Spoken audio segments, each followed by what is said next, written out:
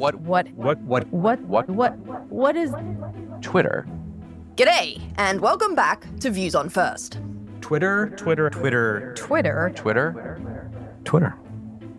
This is a podcast about the First Amendment in the digital age from the Knight First Amendment Institute at Columbia University.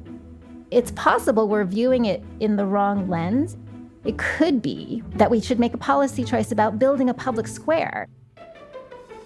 This podcast explores what on earth the First Amendment is going to do about social media platforms and free speech in the digital age. All these decisions are based upon what the companies think are both right for their platform and their users and right for society. And so they're just kind of winning it and building their own models. I think we should wrestle with that, and I don't think we should delegate those kind of moral choices to a machine. This is episode 4.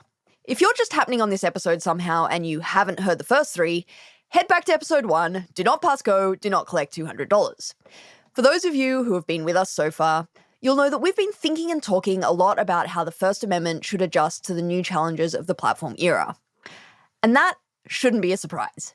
We're a First Amendment institute, and so we spend a lot of time thinking about the First Amendment and legal doctrine. But most of our free speech debates happen outside the courts. They're about norms and rules that are not legal or constitutional issues, but social ones. And increasingly, they're corporate ones. Because alongside the story that we've been telling about how tech platforms have collided with the First Amendment, there's another story about how tech platforms have collided with different understandings of free speech. And that's an important story because tech platforms are perhaps the most important speech regulators in the world. They're certainly the most prolific. In the third quarter of 2022, Facebook took down about 23,339 pieces of content, and YouTube about 5,653 channels, videos, and comments every minute. The numbers are mind-boggling. By contrast, in its entire history, the Supreme Court of the United States has decided about, drumroll please, 247 First Amendment cases. That alone tells you something about how content moderation is different to old-fashioned offline speech regulation, and also tells you how important it is. And so, the story of free speech in the digital age would not be complete without the story of how these tech companies have evolved in their thinking about speech regulation. In episode 2, you heard from Yoel Roth, the former head of Twitter's Trust and Safety, about some of the tools that companies might use to do content moderation. But that needs to be put into the broader context of how we got here and how companies came to develop those tools in the first place. This episode is that story. Once upon a time, there were some engineers that thought they had some neat ideas for communications platforms on the internet. They didn't exactly intend to become all-powerful speech overlords. They were just into creating cool products. I chatted with someone who happens to know a lot about what it was like. My name is Nicole Wong. Nicole is kind of like the Forrest Gump of the early platform era, popping up all over the place. I started my career as a First Amendment attorney, and this was back in the mid-90s. So most of my early clients were actually traditional media clients, like newspapers and TV stations and radio stations. But as most folks know, in the late 90s, a lot of those media companies started moving online, and I followed them there, and then began representing pure play internet companies like Yahoo and Netscape and others. After that, she then spent over 7 years at Google, leading their legal team and launching products globally, followed by a stint at Twitter, doing similar work. And from these front row seats to the internet's youth in the 90s and early aughts, Nicole saw how companies thought about content moderation as they were first getting off the ground, or how they didn't think about it. If you think about some of the early platforms, and now I'm thinking they're like message boards, right? So AOL's message boards or Yahoo's message boards, or there were small platforms like Silicon Investor, which was about trading penny stocks. Those were not really thinking about what their obligations to speech rights were at all. They thought about themselves as software engineers. And so they didn't really understand both their rights and obligations as part of a media ecosystem. But then things changed, and government and public pressure made companies start to take their responsibilities more seriously. This led to Nicole earning pretty much the coolest unofficial title ever during her time at Google. The Decider.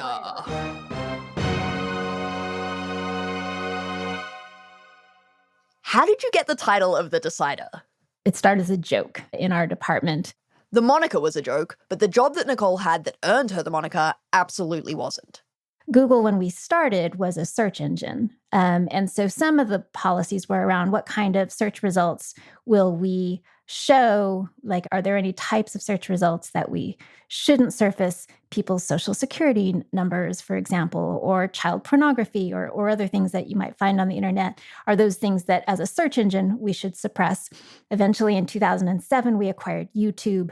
There were just a whole host of areas where content decisions got made.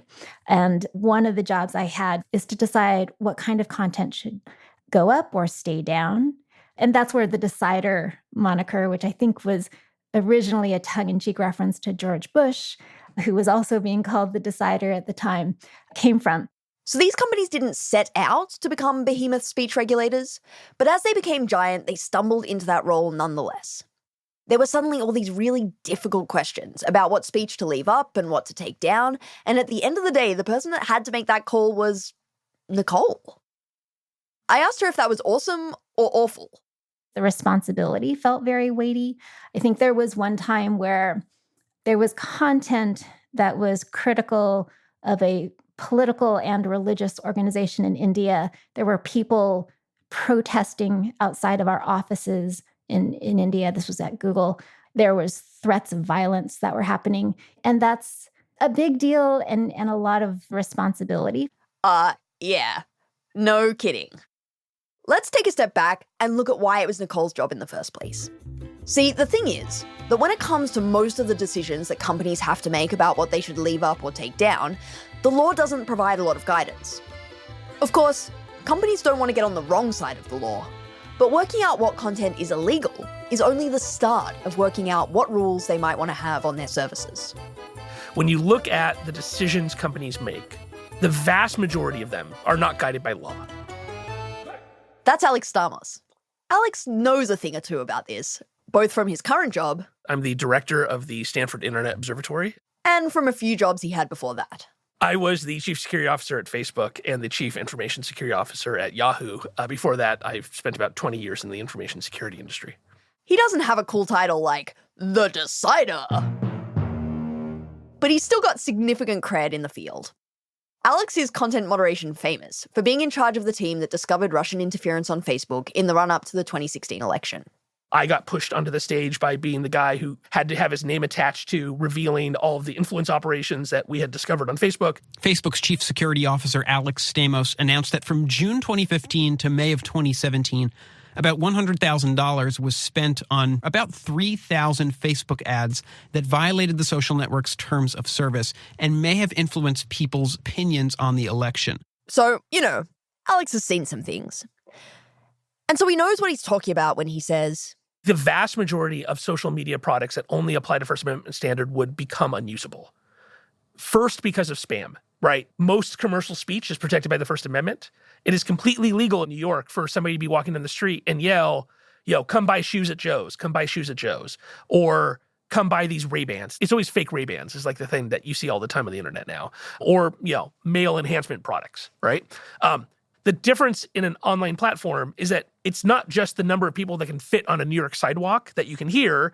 It is millions of people from thousands of miles away with armies of automated bots that have the ability to yell things that you hear. So just applying the First Amendment standard to any platform that allows for open registration, a free platform where you don't have to know people ahead of time, I think would instantly become unusable. Alex and Nicole have been at the front lines of working out how to police speech on social media. And being from a First Amendment institute, I couldn't help asking them about how large the First Amendment loomed when these corporations were thinking about constructing a system of speech regulation. The continual reference to First Amendment is such a weird dichotomy when we're talking about private companies. It's weird for the reasons we covered in episode 1, when we looked at the words of the First Amendment itself.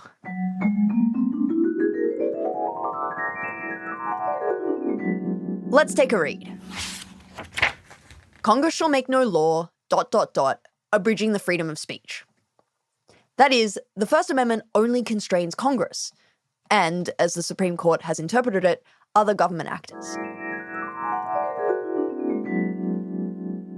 So Nicole wasn't bound by the First Amendment when she was capital D deciding what should be on Google or YouTube. These are all private parks that we're in, not public squares. In other words, they're businesses. They have their business interests to take care of. It's driven by the North Stars of how do we serve up the best, most robust product. The owners of the private park, the Twitters and the Facebooks and the YouTubes, have made decisions about being super permissive about the speech there because they believe that's how they're adding value to their users in particular, and maybe also to the world, but particularly to their users. Platforms are businesses, and businesses care about their products and their bottom line. That's literally their job. It's not that they're evil. There's nothing wrong with businesses thinking about profits. That's what we expect. But pursuing profits might not be the best way to achieve a healthy forum for public discourse.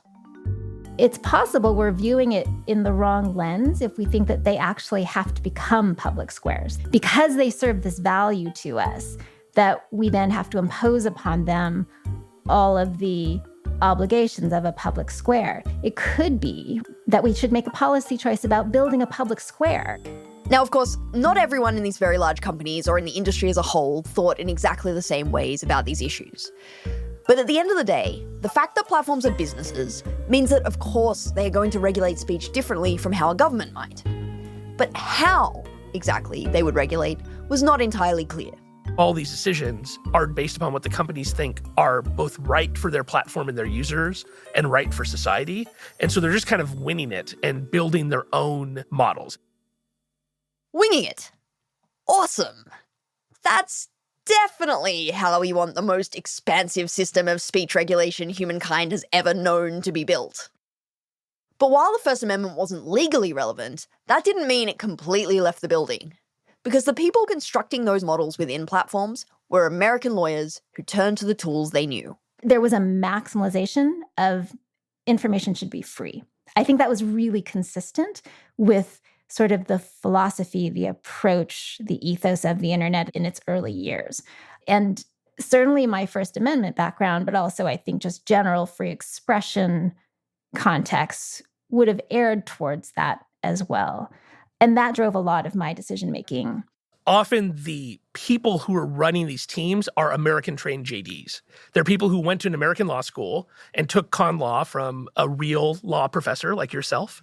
And so they have been trained in the history of First Amendment jurisprudence. And so all of the framing of, is this a immediate threat to somebody's life? These are ideas that inevitably work their way into the conversation because almost everybody around the table is a JD. And so I think the contours of how speech is treated in America are deeply embedded in all of these rules just because it's American lawyers who are writing them.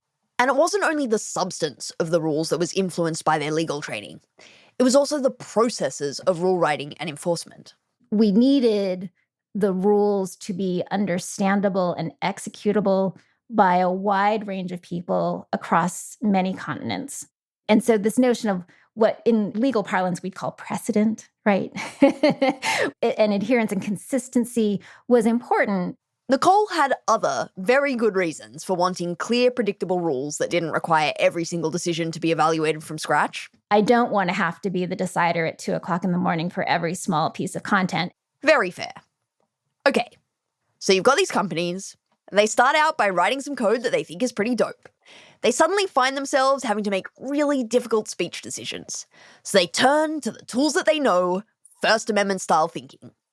They create a robust and predictable system of speech rules, and that solves everything. Season over, thanks for listening. Nope, of course not. It turns out, constructing a system of speech regulation is really hard, and platforms were in for a bumpy ride. First of all, as they expanded, they found out that other countries weren't as hot on the First Amendment as Americans are.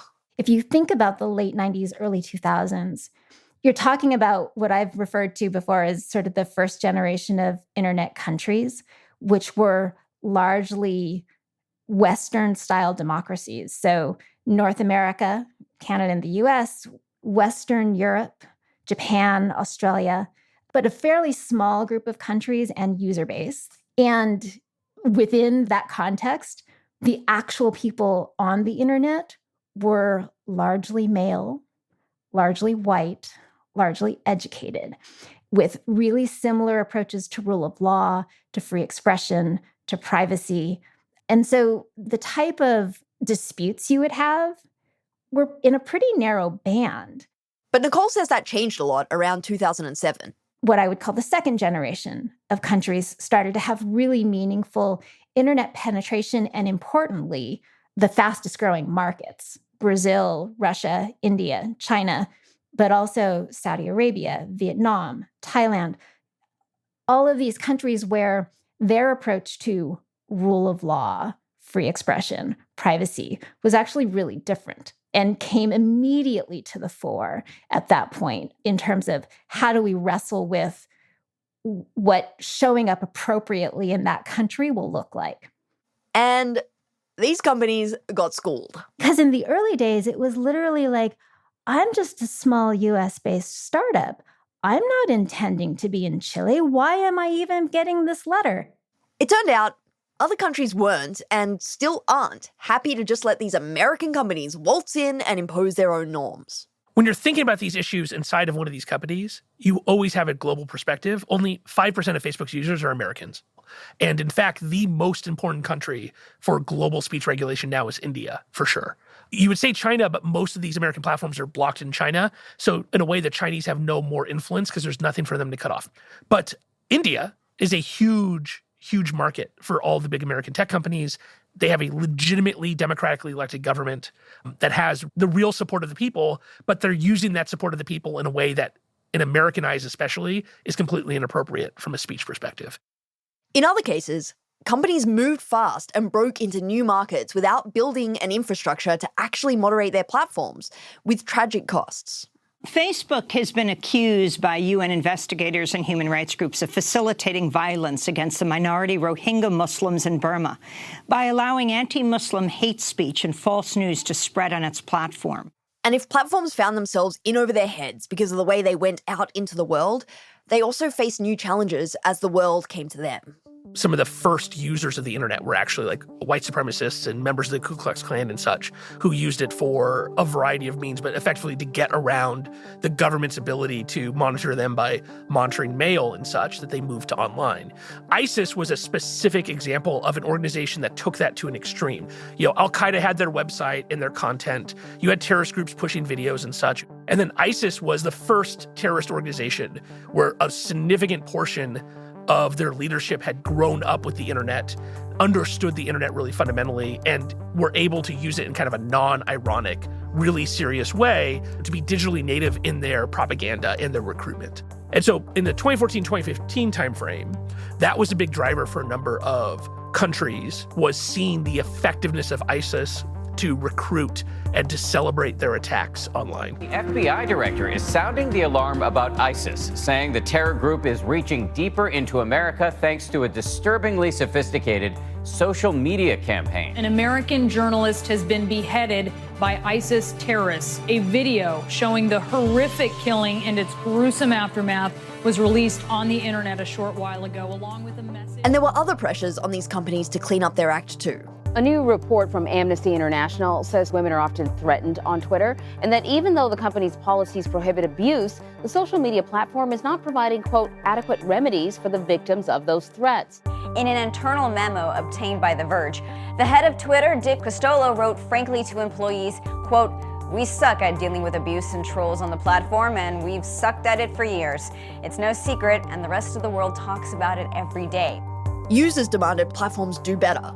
Otherwise, it just became too unpleasant to spend time in these spaces. And advertisers demanded platforms do better so that their ads didn't appear next to offensive content. Companies like AT&T, Verizon, Johnson & Johnson, these big companies, they've just found out that their ads are being played before some pretty offensive content, and they want it to stop. It's not exactly a great look for a brand to pop up right next to a hate screen. Major brands are being advertised on top of very vile YouTube videos. A bunch of advertisers fearing backlash removed their ads entirely from YouTube. And during this period, every YouTuber saw a decrease in revenue. And then, of course, there were the Russians. Congressional investigators say the Russians planted on Facebook as part of the Kremlin effort to help get Donald Trump elected. In the aftermath of Donald Trump winning, a lot of people were kind of really searching for how this happened. And there was a legitimate both what people call fake news, of like actual fake news, as well as government influence operations. And people kind of took the fact that those things existed and ran with, well, this is the only reason Donald Trump is president, due to these online platforms. So faced with all of this anger and backlash, platforms started to take a different approach to regulating speech on their services. What I saw a lot of in the 2016-2017 timeframe was much more of kind of general societal responsibility beyond what is just good for users at that moment being placed onto these companies. And a lot of what has happened over the last 5 years is a response to that. And so these companies cleaned up their act and everyone lived happily ever after. Season over. Thanks for listening. Okay, not quite. It turns out, building a system of speech regulation is hard. Platforms just posting rules on their blogs and websites is not the same as enforcing them in practice. You have policy people, again, trained as lawyers, who have law professors who Socratically call on them and say, try to distinguish this thing from this thing. And then you turn to the tech people and the operations people, and like, there are 97 million pieces of content that have to be moderated under that standard. The idea that we can slice it that finely is ridiculous, right? A lot of the ideas around First Amendment law in America is the idea that you can have like an intelligent, educated judge apply a 7-step test created by the Supreme Court, and they've got 2 weeks to do so, aided by an army of clerks. In the content moderation world, it is first a machine learning algorithm that is effectively a statistical model trained on video cards, and a person in the Philippines who has 30 seconds to make a decision, that those two entities together have to make a speech decision. And so what you can do with people that you can train to make decisions very quickly plus machine learning is very different than having a judge think about, is this an imminent threat? And spend weeks and weeks thinking about it. The fundamental problem of content moderation is the scale. Remember, Facebook has taken down something like 513,000 pieces of content since you started listening to this episode. And to do that, platforms have to rely on technology. Using machine learning to do a first pass at reviewing whether content violates their rules will be practically necessary, but it also causes all sorts of problems. Now, of course, the tech has come a long way since the early days. I was outside counsel to a company where I was reviewing their complaints of child pornography. So they would literally print pieces of child pornography, put them in a manila envelope for me to review and make a legal decision about whether it should come down, first of all, and second, whether we should report it. So all of these tools that have made the ability to identify content scalable, accurate, and efficient in decision-making is a huge step from where I was reviewing pieces of paper out of a manila folder. But the thing is, as much progress has been made, artificial intelligence still just isn't that intelligent. Having the world's best machine learning algorithms is having like an army of 5-year-olds. There are tasks for which, if you have an army of 5-year-olds, it's really good. Like, if I had a Mount Everest-sized pile of Skittles, and I wanted that Mount Everest-sized pile of Skittles to be broken into 5 different piles based upon color, then having 1 million 5-year-olds would make that a much faster job. But 1 million 5-year-olds are never going to build the Taj Mahal. And that's what machine learning is like. You can teach machine learning to do something reasonably simple by giving it lots and lots of examples of how you want something done. And then if it's really good, it will be able to replicate that decision at speed and at scale.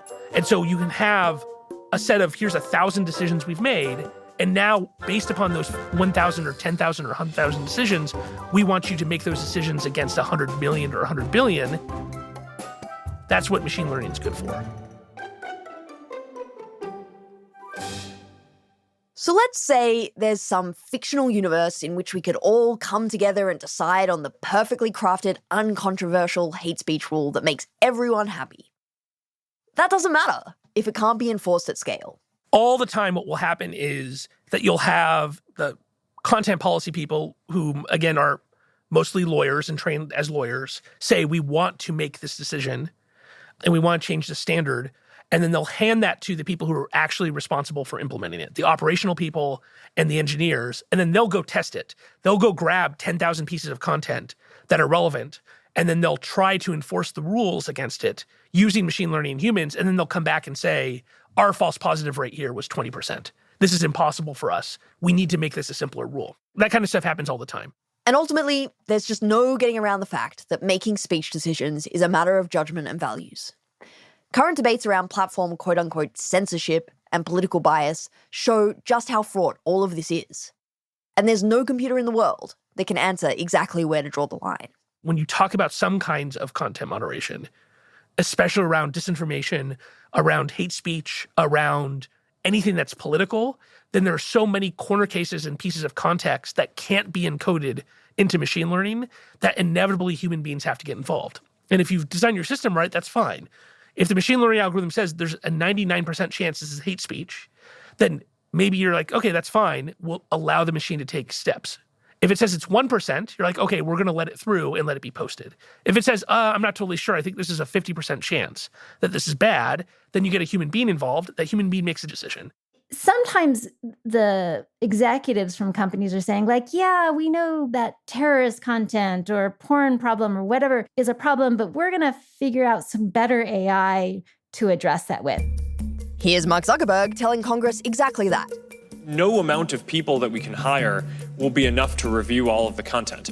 We need to rely on and build sophisticated AI tools that can help us flag certain content. And we're getting good in certain areas. I want us to be really skeptical about whether AI can do things like that and whether we want them to, because I think humans should make hard decisions about the type of content we feel is appropriate. I think we should wrestle with that, and I don't think we should delegate those kind of moral choices to a machine. Great. So platforms are in a situation where they have to use automated tools to make speech decisions, but also automated tools suck at making speech decisions. And it gets worse. There's no set and forget when it comes to online speech regulation. Everything is constantly changing. Trust and safety is not like other engineering areas where you can make decisions that stand the test of time, right? You make a decision about how the Golden Gate Bridge is built, and then you see over 100 years of how those decisions play out. When you make a trust and safety decision, you will find out the next day what your intelligent adversaries are going to do in reaction. Whatever rule platforms come up with, people try and game it.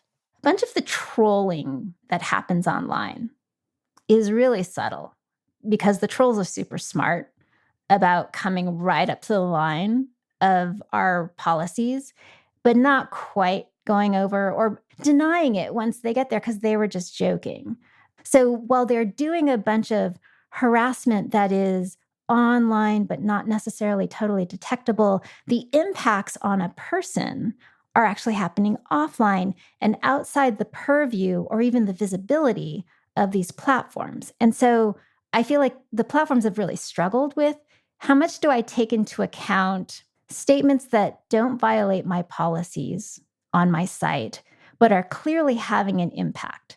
Okay, but what happens when the deciders within platforms start thinking not only about how to police their services, but also how to take into account what's happening offline?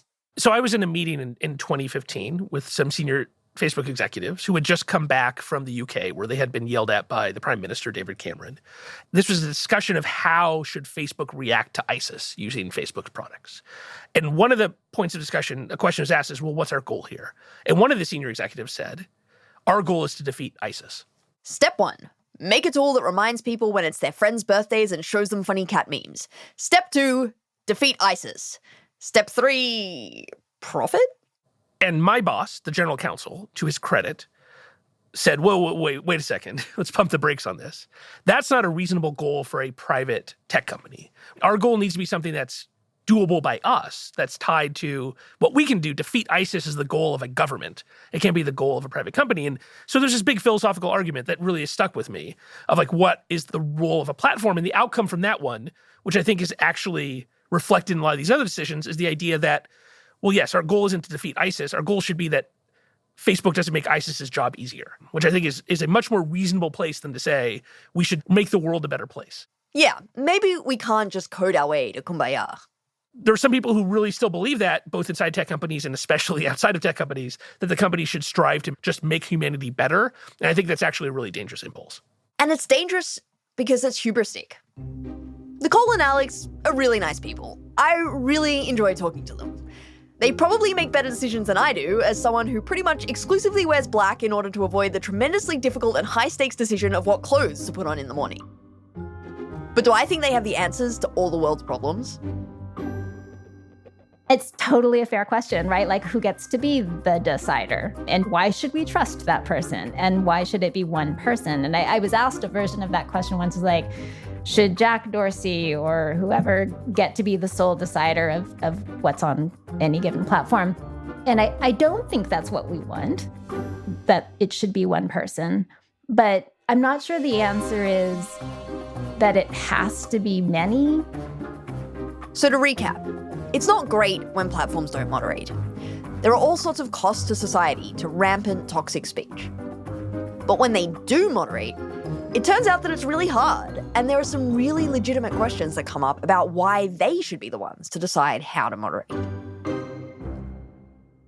When you're inside the companies and you've got 85, 90% of your work, maybe 99% of your work by volume, is stuff that everybody agrees on. And then you've got the 1% that every decision you make becomes this massive political thing and maybe gets you hauled in front of Congress or in front of a parliament or yelled at on TV. You have every political actor in the world both taking advantage of the kinds of amplification and attention they can get via social media companies while also berating the same companies for any decisions that do not go their way. And so you have this constant kind of working of the refs back and forth that has only gotten worse. So if there was a turn to the capital D deciders to clean up the online public sphere over the last decade, in the past few years, we've seen swings back against that. There's been the rise of alt-tech internet platforms that proclaim to be more free speechy. Maybe it's that we have many venues for content decisions to be made, and each bubble is its own bubble. Like Truth Social can do whatever it's going to do. I have no idea what it's doing over there, but I'm assuming that whoever its users are probably happy with what it is. And maybe that will be the same for Twitter. I do feel like we're in this weird conundrum where certain platforms are so big and the platform is trying to please such a wide and diverse audience. And that is always going to be impossible. January 6th has had a big impact, but it's less on the policies of the platform and more on the fact that the reaction in January 6th was the companies finally cutting off Trump. And as a result, we've had this massive fracturing of the social media landscape in the US. We've had the rise of Parler and Gab and Truth Social and Telegram, which always existed but became much more popular in the US. And that is where the heart of the alt-right movement has moved from a speech perspective, is onto these alternate platforms. You certainly still see it on Instagram and Facebook and Twitter and the other major platforms. But what you see is the echo or the intentional shadow, where the really radical speech is much safer elsewhere.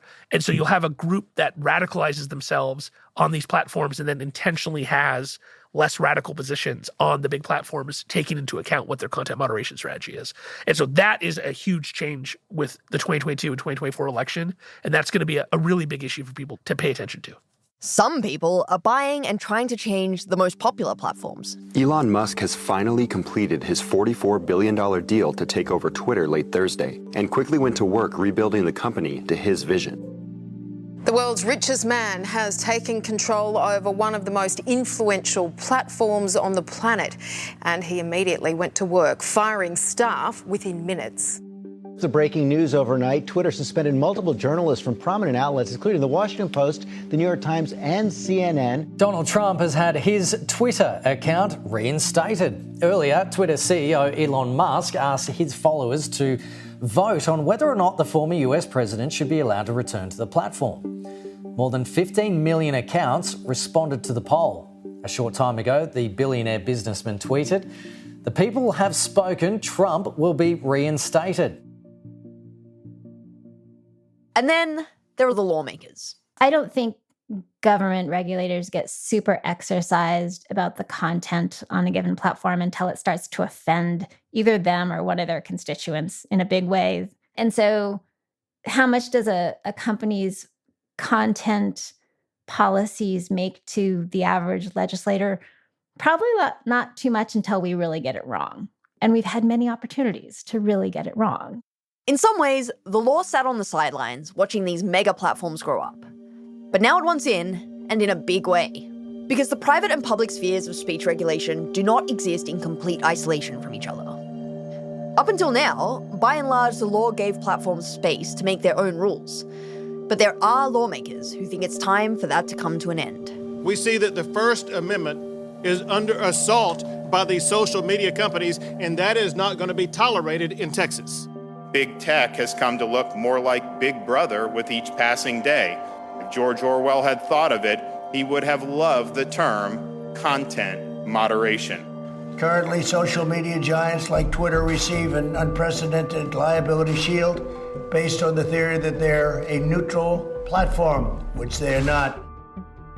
In the meantime, companies will continue to make billions of speech decisions, fumbling their way along and upsetting everyone as they go. Because, well, constructing a system of speech regulation is, you guessed it, hard. There's a bunch of these decisions that they know are not solvable. These are problems that can't be fixed. And now it's no longer going to be up to the companies alone to try. The legal landscape is changing. And in many ways, working out good regulatory reforms is long overdue.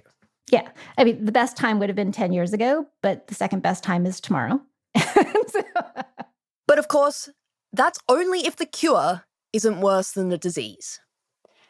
And, well, the next episode of Views on First is about some legislative quote-unquote cures and how they may, in fact, not make anything better.